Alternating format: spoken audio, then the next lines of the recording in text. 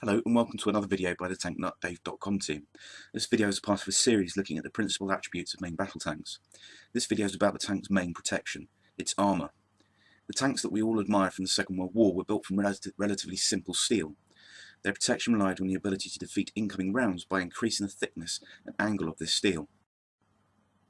Modern tanks built throughout and after the Cold War are also built from steel. However, rapidly developing tank ammunition and other natures of threats, such as the anti-tank missile family, like Javelin and RPG variants, as well as improvised explosively formed projectiles, have evolved to such a standard they can defeat steel with ease. As with the ever-renewing anti-tank weapons, the armour and protection has also evolved. The development of a new and more dense material to protect the tank's steel core and chassis were required.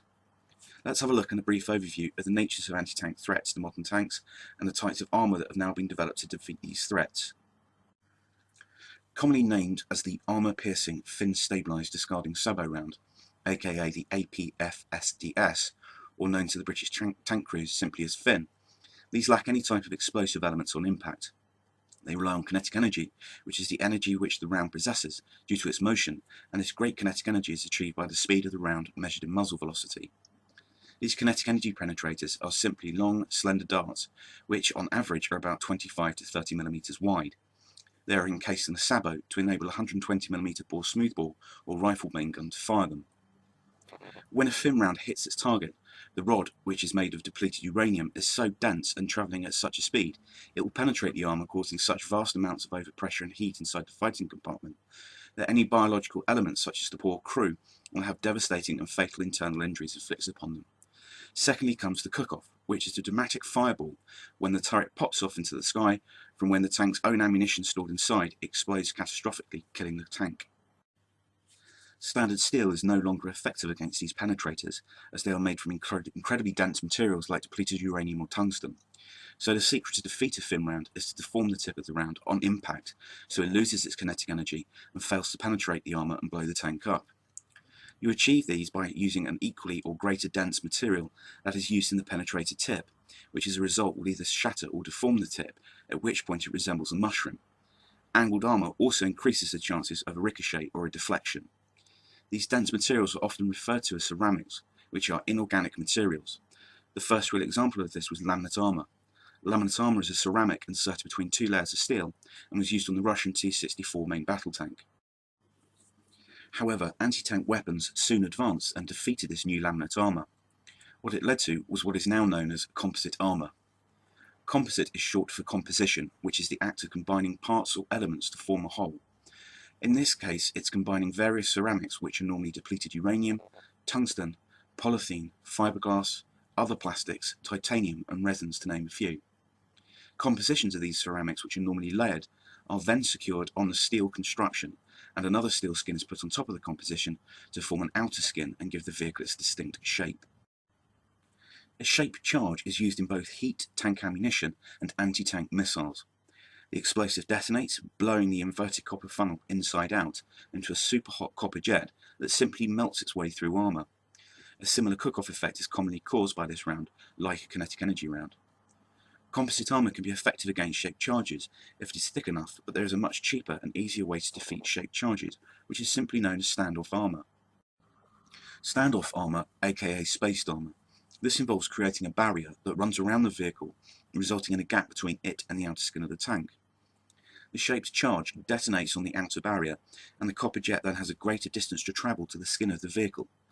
This distance is enough for the copper jet to simply fizzle out, or disrupt the focal point of the molten copper. There are two principal forms of standoff armour: modules, which are boxes, or cage armour, which is also known as bar armour. These are comprised of sections of steel slates which resemble that of a shopping cart. It's deployed on a multitude of different military vehicles, and very common on those serving in Iraq and Afghanistan in recent years. Applique comes from the French term applique, which means to put on. It's often a term used when additional armour is added over the outer skin of the tank. This method is effective in protecting much older tanks with poorer composite or laminate armour, or places on a tank which have been found to be more vulnerable. The most common type is reactive armour. This is normally explosive reactive armour, aka ERA. ERA is a lump of explosives sandwiched between two steel plates, which we will call a brick. These bricks are fixed across the outer skin of the vehicle, and when struck by a round, the impact detonates the explosive core and causes an outwards blast.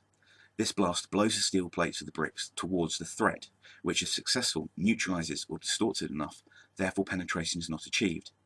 Of course, ERA is simply a one-hit wonder and leaves an exposed area for the enemy to hit again by a second round, or in cases of tandem-shaped charges like the Javelin, for the second charge should penetrate the vehicle. ERA is very common among Russian and former Warsaw countries, as well as the older Israeli tanks, but is also being used on the earlier Up-Armour Challenger 2 tanks and the Abrams Tusk upgrades. Other forms of applique armour include non-explosive armour, aka NERA, which has seen the explosive replaced with a rubber, which dissipates the energy of the shaped charge, making the rubber bulge and distort the copper jet.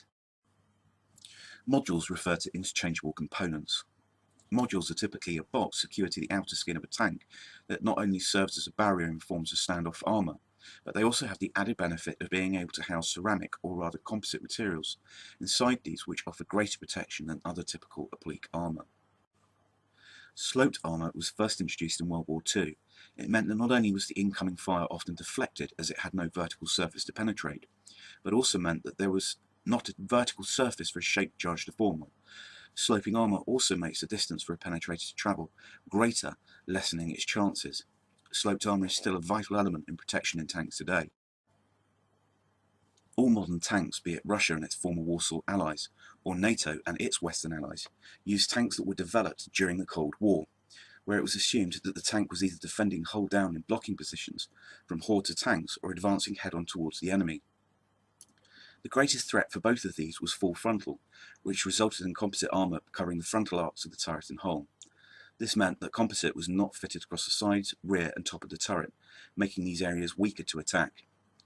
During the later years of Iraq and Afghanistan, as well as Chechen wars, insurgents would attack these areas, which resulted in them being fitted with applique armour, as seen with a multitude of Up-Armour Challenger 2s and Abrams M1 and A2s. The British Army's Advanced Armour Development Teams have been working on a new type of electrically charged armour. This electrical charge is thought to pass through an incoming round before it strikes the skin of the vehicle, defeating it and saving the vehicle. Though not yet fully developed or perfected, it's anticipated that it will be deployed on the forthcoming Frez family of vehicles. It is a very common assumption that all composite armour used on tanks such as the Leopard 2 is Chobham armour. This is incorrect. Originally named Burlington and later Chobham, which was then evolved into Dorchester as used on the Challenger 2, has a unique hardening process of its composition of ceramics not found on other composite armour. The process involves a special type of bonding of the ceramics and a matrix, which the bonded composition is inserted to. Chobham armour was developed in the UK and later shared with only the USA. HESH stands for High Explosive Squash Head, which is principally used by the British Army. Although not a specific anti-tank round, its high explosive content and workings are effective against older, weaker tanks. It works when the round detonates on the outer skin. This sends a large shock wave through the tank's armour, causing a section of the inner tank skin to fly off or splinter. These shards of metal, or possibly dinner plate-sized razor-sharp spools, bounce around the inside of the tank, killing or maiming the crew. To defeat this threat, tanks use spooled liners. These are simply tough mats of Kevlar bolted to the inside of the fighting compartment. These catch the spools and prevent them from killing the crew. This concludes the Armour 101 video. I hope it's been informative or even educational, and if you have any questions relating to the details in this video, please visit the tanknutdave.com forums. From all the Tank Nut Dave crew, thanks for watching.